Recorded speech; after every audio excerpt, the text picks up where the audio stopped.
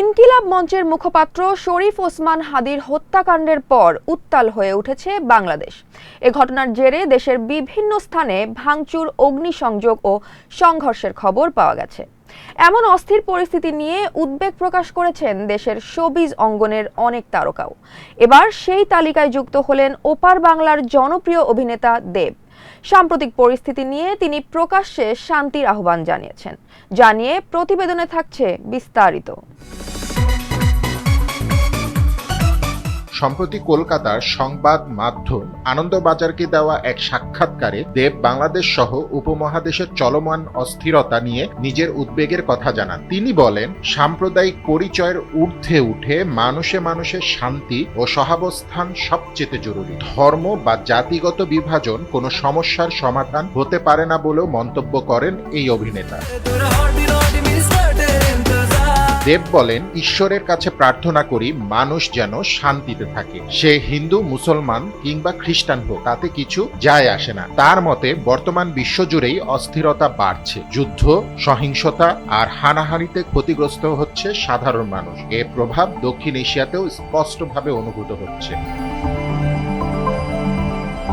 বিশ্ব পরিস্থিতি প্রসঙ্গে দেব আরো বলেন, গোটা পৃথিবী জুড়ে যুদ্ধ চলছে। অর্ধেক টাকা দিয়ে অস্ত্র কিনতে হচ্ছে। কারণ বলা হচ্ছে দেশকে বাঁচাতে হবে। তার মতে এই যুদ্ধনীতি শেষ পর্যন্ত সাধারণ মানুষের জীবনকেই আরো কঠিন করে তোলে। উন্নয়ন, শিক্ষা বা স্বাস্থ্য খাতে ব্যয়ের বদলে অস্ত্রের পেছনে অর্থ ব্যয় মানব সভ্যতার জন্য আসনি সংকেত।